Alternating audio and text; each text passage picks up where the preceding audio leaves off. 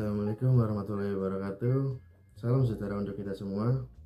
Baik lagi dengan saya Rifki Ahmad Arafi dari kelas 2M Manajemen SDM Fakultas Ekonomi dan Bisnis Universitas Swadaya Gunung Jati.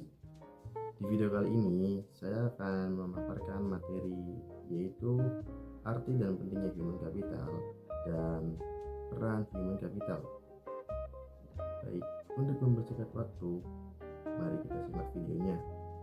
Ya, sebelumnya jangan lupa like, comment, dan subscribe semuanya. Yang udah like dan subscribe terima kasih. Yang belum subscribe sama like dulu ya teman-teman. Baik, mari kita lihat videonya teman-teman. Baik teman-teman, mari kita simak materi yang pertama, yaitu arti dan pentingnya human capital. Istilah human capital pertama kali dikemukakan oleh seorang ekonom bernama Theodore Schwartz yang berpendapat bahwa peningkatan kesejahteraan pada perusahaan tidak tergantung pada tanah, peralatan, energi, sumber daya, melainkan pada kompetensi pengetahuan dari pegawainya. Kemudian, ia mendeskripsikan posisi human capital sebagai kemampuan sumber daya manusia yang diperoleh melalui investasi pada sumber daya manusia, yang mendeskripsikan bahwa human capital terdiri dari 4 hal, yaitu yang pertama, kemampuan, kedua, perilaku, ketiga, usaha, keempat, waktu, dan semuanya ini dimiliki dan dikendalikan sepenuhnya oleh pegawai. Untuk mendeskripsikan human capital sebagai kombinasi dari keempat faktor tersebut, yang pertama, karakteristik atau sifat yang dibawa pada pekerjaan, misalnya intelijensi, energi, sikap positif, keandalan, dan komitmen. Yang kedua, kemampuan seseorang untuk belajar, yaitu kecerdasan, imajinasi, kreativitas, bakat. Tiga, motivasi untuk berbagi informasi dan pengetahuan, yaitu semangat tim dan orientasi tujuan. Arti human capital, yang pertama, pengetahuan dan keterampilan. Human capital mencakup pengetahuan dan keterampilan yang dimiliki individu, baik yang diperoleh melalui pendidikan formal maupun pengalaman kerja. Ini termasuk pengetahuan teknis, kemampuan komunikasi, pemecahan masalah, kepemimpinan, dan lain-lain. Yang kedua, produktivitas dan kualitas kerja. Human capital yang kuat dapat meningkatkan produktivitas individu dan organisasi. Individu dengan keterampilan pengetahuan yang baik dapat melakukan tugas-tugas dengan lebih efisien dan menghasilkan pekerjaan berkualitas tinggi. Lalu yang ketiga ada nilai ekonomi. Human capital memiliki nilai ekonomi karena dapat meningkatkan daya saing dan kinerja organisasi.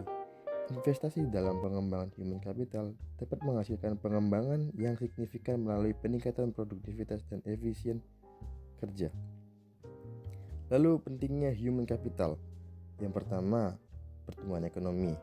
Human capital yang kuat merupakan faktor kunci dalam mendorong pertumbuhan ekonomi. Individu yang memiliki keterampilan dan pengetahuan yang relevan dapat memacu inovasi, mengembangkan industri, dan meningkatkan produktivitas secara keseluruhan. Yang kedua, daya saing global. Negara yang memiliki human capital yang berkualitas akan lebih mampu bersaing di pasar global. Keterampilan dan pengetahuan yang kuat dapat menarik investasi, menciptakan lapangan kerja, dan kemajuan sektor ekonomi. Yang ketiga, peningkatan lapangan kerja. Human capital yang menciptakan lapangan kerja dan peluang karir bagi individu.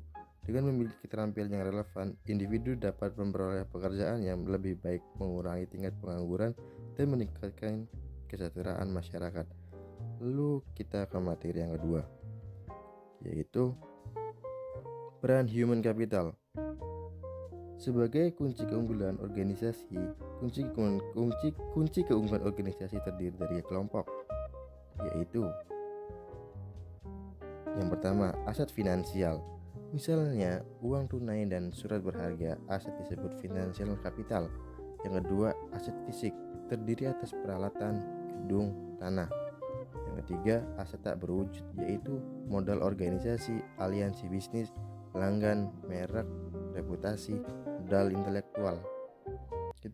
Lalu yang kedua ada hubungan kompetensi karyawan dengan human capital. Dalam meningkatkan kompetensi karyawan, tantangan utama yang harus diperhatikan yaitu kompetensi harus sesuai dengan strategi bisnis dan kompetensi perlu diciptakan melalui lebih dari satu mekanisme. 5 cara untuk meningkatkan kompetensi karyawan yaitu ada 5B. Yang pertama itu buy atau membeli, mengganti SDM yang lama dengan yang baru dan memiliki kualitas yang lebih baik. Yang kedua, build atau membangun. Investasi dilakukan terhadap SDM untuk meningkatkan kualitasnya menjadi lebih baik. Yang ketiga, borrow atau meminjam. Penggunaan konsultan atau partner efektif memungkinkan berbagi pengetahuan dan desain kerja baru. Yang keempat, bounce atau melambung. Perusahaan harus mengeluarkan karyawan yang bekerja di bawah standar. Yang terakhir atau yang kelima itu bin atau mengikat. Mengikat karyawan jangan keluar merupakan tindakan kritis pada semua tingkatan. Sekian materi yang bisa saya paparkan. Kurang lebihnya mohon maaf. Wassalamualaikum warahmatullahi wabarakatuh. Salam sejahtera untuk kita semua. Jangan lupa like, comment, and subscribe ya teman-teman.